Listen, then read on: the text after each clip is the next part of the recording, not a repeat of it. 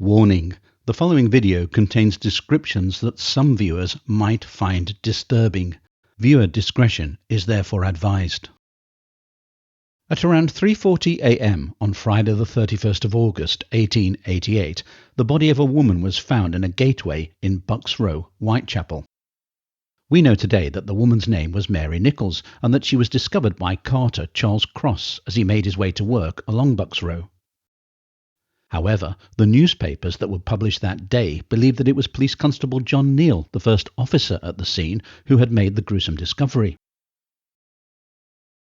Although Mary Nichols is now widely believed to have been the first victim of the killer we now know as Jack the Ripper, the fact that there had already been two similar previous murders in the district led to press speculation that this murder was the third at the hands of the same killer or killers. Later that day, the London Evening Standard published the following account about what had happened.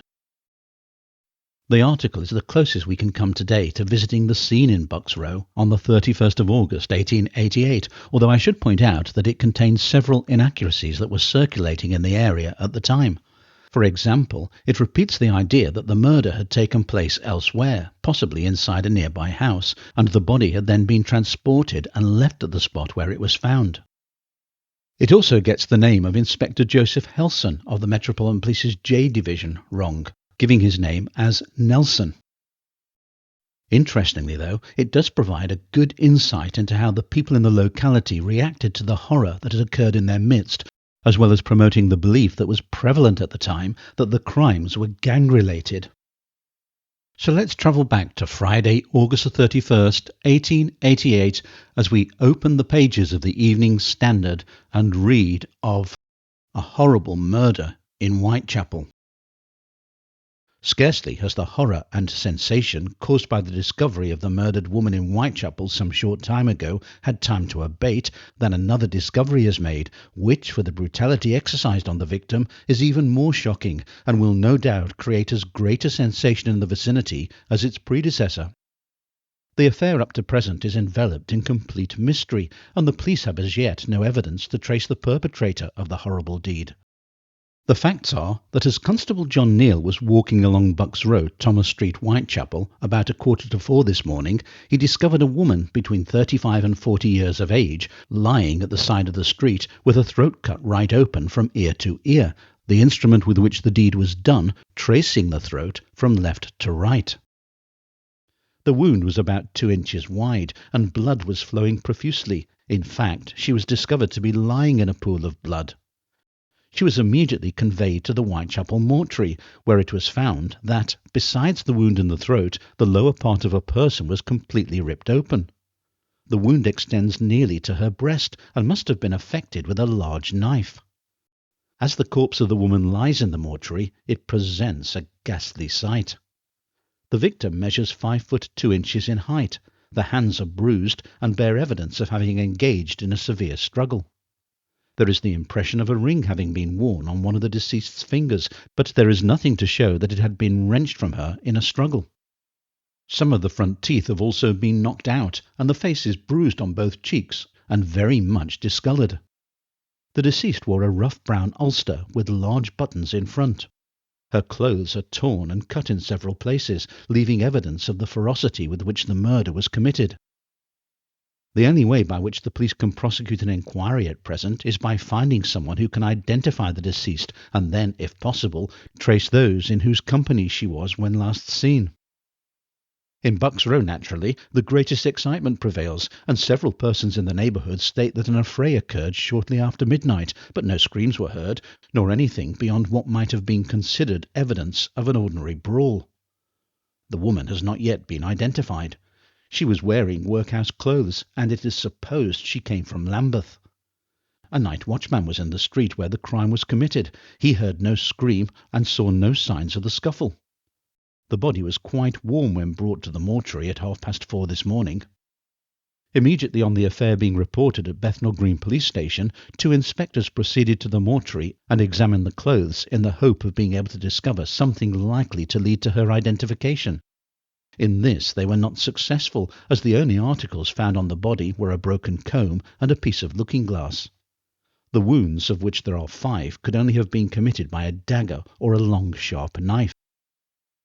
The officers engaged in the case are pushing their inquiries in the neighbourhood as to the doings of certain gangs known to frequent these parts, and an opinion is gaining ground amongst them that the murderers are the same who committed the 2 previous murders near the same spot. It is believed that these gangs, who make their appearance during the early hours of the morning, are in the habit of blackmailing those poor creatures, and where their demands are refused, violence follows. Bucks Row is a narrow passage running out of Thomas Street and contains about a dozen houses of a very low class. It would appear as if the murder was committed in a house and the body afterwards removed to the place where it was found, the nature of the abdominal wounds being such that it would be hardly possible for them to be inflicted whilst the deceased was dressed. The body was warmly clad. Latest particulars. The police have no other theory to account for the horrible murder discovered this morning than it is the work of a lunatic who is at large in the neighbourhood. This is also the general opinion in the neighbourhood, and the inhabitants of the whole district are almost wild with excitement. Many people are afraid to go out of doors, and when night falls, people will be afraid to venture out. The actual spot where the murder took place is surrounded with a dense crowd, and police are on duty to keep order. Inspector Nelson, who has charge of the case, is making the most strenuous exertions to trace the murderer, but at present there does not appear to be much likelihood of success. The dead woman is about 35 years of age, dark hair, small features, of the average height, and well nourished, by no means exhibiting any signs of starvation. Yet she must have been very recently an inmate of Lambeth Workhouse, because the name of that institution was found on the petticoat she was wearing. Her clothes consist of a brown ulster showing signs of hard usage, a brown linsey skirt and jacket, a grey linsey petticoat, a flannel petticoat, dark blue-ribbed stockings, braid garters and side-spring shoes. The bonnet was black straw, faced with black velvet. In addition to the throat being cut by 2 gashes, the body was ripped upwards, 2 wounds having been inflicted. These are thought to have been committed before the injuries to the throat were inflicted, but the precise fact cannot be ascertained until the inquest, when the medical man is examined. The first cut in the body was probably the earliest wound inflicted, and the wretched victim probably started from her murderer, causing the knife to penetrate the groin and slip across the left hip. In all probability, the woman then fell, when her assailant, with one desperate cut upward, opened the body from groin to breastbone. Then the wounds were inflicted in the throat. Here again there were 2 cuts, one reaching the left ear to nearly the middle of the throat, and the other a separate and distinct gash passing from ear to ear. There are bloodstains in the street, showing that the deceased was probably carried some distance before being laid where she was found. This fact adds considerably to the mystery which envelops the whole affair. The ferocious character of the wounds certainly justify the belief that the poor woman was attacked by a maniac. They could not have been inflicted by the victim, nor are they likely to have been the work of several hands. With regard to the weapon used, the current belief is that the murder must have been committed with a butcher's knife. This is the 3rd murder of a woman which has taken place in Whitechapel within 12 months.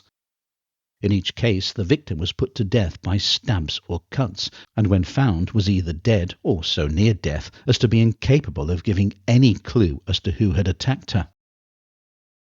And with that, the article drew to its conclusion.